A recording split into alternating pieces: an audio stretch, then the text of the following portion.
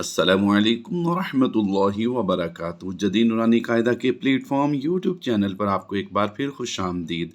आज हम पारा 19 और सूरह फुरकान के कुछ मुश्किल अल्फाज सीखेंगे। यहाँ पर आप जो सबसे पहले मेरी पेंसिल के साथ लफ्ज़ देख रहे हैं, यहाँ पर आयत नंबर 48 कंप्लीट हो जाती है और पहला हरफ जो है वो है मुशद्दिद। जब भी पहला हरफ मुशद्दिद हो तो उसका उसूल ये है कि उससे पिछले हरफ के साथ यानी आयत से आखिरी हरफ के साथ जो मुतहरिक हो उसे मिलाकर पढ़ा जाए। तो यहाँ पर दो तरीक़ों से पढ़ने का उसूल आपको सिखाते हैं। नंबर एक तो ये है कि आपने यहाँ से पढ़ते हुए यहाँ पर वक़फ़ किया, क्योंकि आयत के ऊपर लाम अलिफ की ला की अलामत आ जाए तो यहाँ पर आइमा कुर्रा का इख्तलाफ है कि यहाँ पर वक़फ़ करना चाहिए या नहीं। बहरहाल यहाँ पर दोनों ही तरीक़ों से हम आपको सिखाते हैं।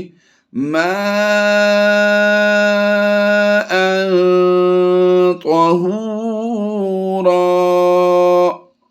यानी हमने यहाँ पर अलिफ मद्दा में कन्वर्ट करते हुए तनवीन को वक़फ़ कर दिया। लेकिन अगला मसला ये था कि पहला हरफ ही मुशद्दिद है। जब पहला हरफ मुशद्दिद हो तो उसे पढ़ने का उसूल ये है कि अब यहाँ पर तशदीद भी हमने साइलेंट कर देनी है।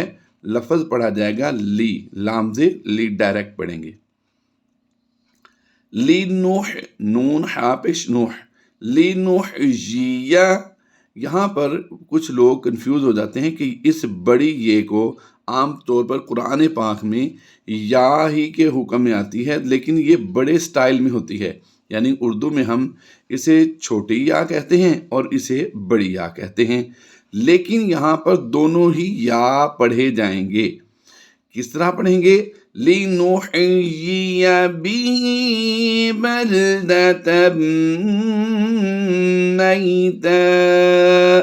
यहाँ पर मैंने आर्जी वक़फ़ किया है तो दो ज़बर की तनवीन को मैंने क्या किया है, अलिफ मद्दा से कन्वर्ट किया, जैसा कि हमने यहाँ पर किया था।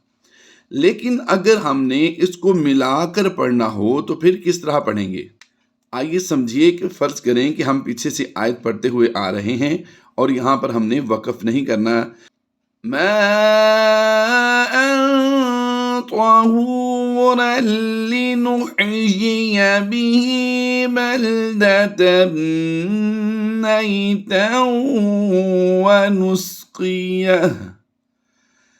या हाज़बर यह बना दिया। उल्टा पेश को वक़फ़ की अलामत हो या ना हो, हमने जब वक़फ़ करना है तो फिर इसे क्या करेंगे, हा साकिन से बदल देंगे, यानी उल्टा पेश को जज़म ने बदल देंगे हम। अब फ़र्ज़ करें कि ये जो या है, इसी तरह की एक और मैं इसी पारे में मिसाल आपको दिखाता हूँ कि उसको किस तरह पढ़ना है। पहले इस आयत को कंप्लीट कर लेते हैं।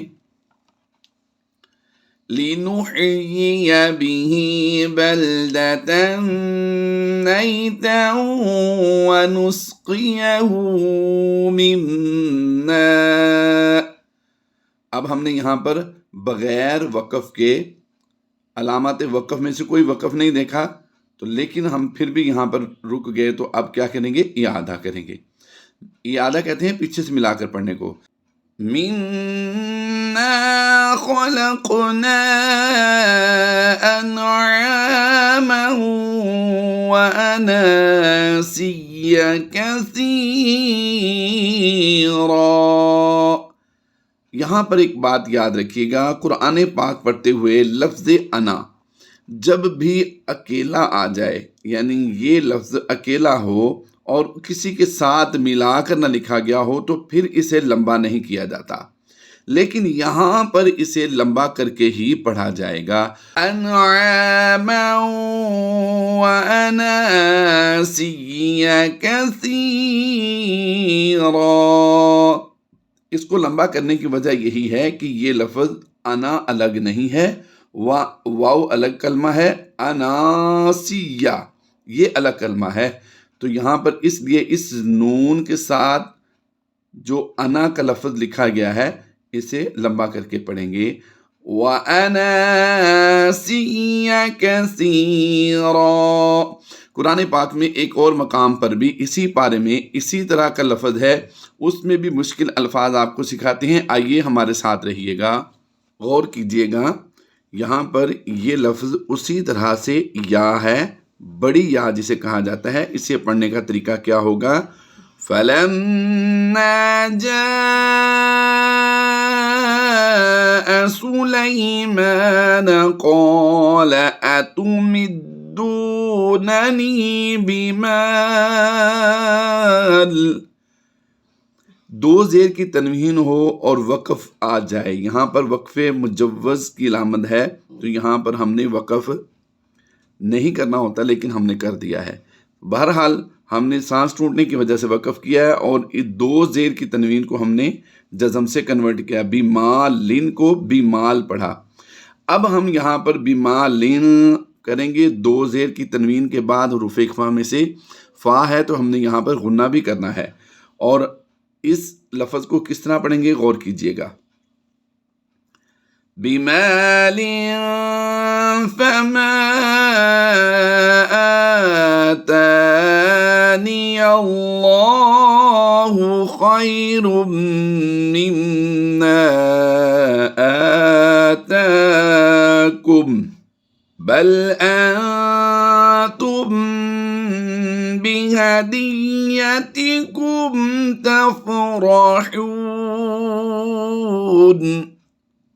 یہاں پر امید کرتا ہوں آپ کو یہ یا بڑی جو ہے اس کے پڑھنے کا طریقہ آ گیا ہوگا، اور یہاں پر یہ لفظ مشکل لگتا ہے، بِہَدِیَّتِکُم، یا کو تھوڑا سختی سے پڑھیں گے تو یہ لفظ بھی صحیح ادا ہوگا، بِہَدِیَّتِکُم تَفْرَحُونَ۔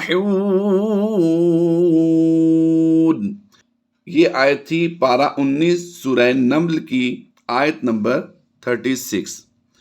اب ہم آپ کو پارہ 29 میں لے کر چلتے ہیں، آئیے دیکھتے ہیں وہاں پر کون سا اس طرح کا مشکل لفظ ہے۔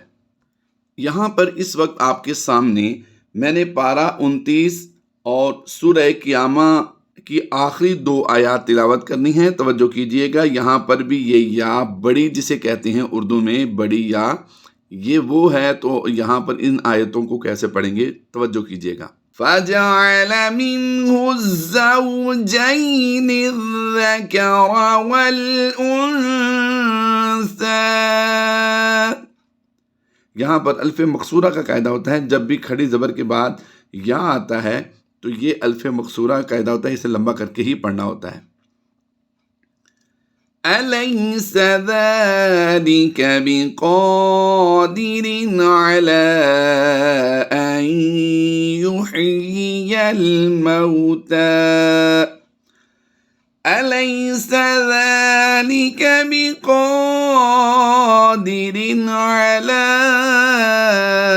أَن، حمزہ نون یا زبر این کی آواز دیں گے، ای نہیں کریں گے، ٹھیک ہے، أَن يُحْيِيَ الْمَوْتَىٰ۔ تو یہ پارہ 29 کی سورہ قیامہ آیت نمبر 40 جو آیت ہے یہ ہم نے تلاوت کی ہے۔ امید کرتا ہوں قرآن پاک کے یہ مشکل الفاظ آپ کو پڑھنے آ گئے ہوں گے۔ اسی طرح آپ قرآن پاک پڑھتے ہوئے کوئی بھی لفظ آپ کو مشکل لگے تو آپ ہمارے کمنٹ میں جائیے اور وہاں پر سورت کا نام اور آیت نمبر لکھ دیجئے، انشاءاللہ عز و جل ہم آپ کو سکھا دیں گے۔ فی امان اللہ، اللہ حافظ۔